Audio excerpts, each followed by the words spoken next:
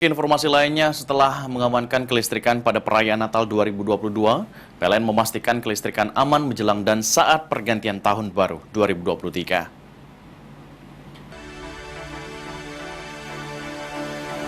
Keamanan pasokan energi primer menjadi hal yang sangat vital di tengah tantangan cuaca ekstrim dan disparitas harga yang terjadi jelang pergantian tahun 2023. PLN melakukan berbagai upaya untuk memastikan ketersediaan energi primer terpenuhi, menghindari kondisi kritis yang sempat terjadi di tahun sebelumnya.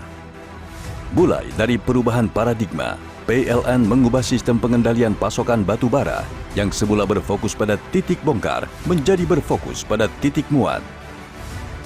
Membangun sistem digital pengelolaan batu bara terkonsolidasi, sehingga kini ketersediaan batu bara termonitor secara real-time. Membangun mekanisme early warning system untuk meminimalisir resiko keterlambatan pengiriman pasokan batu bara. Mengintegrasikan sistem digital PLN dengan sistem digital Ditjen Minerba Kementerian ESDM agar corrective action dalam supply chain batu bara dapat dilakukan secara cepat, tepat, dan terukur. Upaya ini berhasil memperbaiki HOP PLTU dari sebelumnya di bawah 5 HOP menjadi di atas 20 HOP. Ini menjadi HOP terbaik sepanjang sejarah.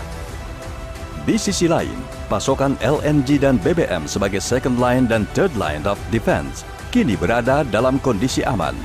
Hal ini karena PLN berhasil mengubah sistem kontrak yang sebelumnya berbasis jangka pendek menjadi jangka panjang.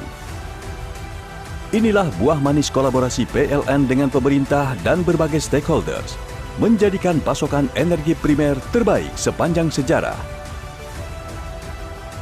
PLN siap mengawal khidmat, perayaan Natal dan kemeriahan menyambut Tahun Baru 2023. The new PLN 4.0, Unleashing Energy and Beyond.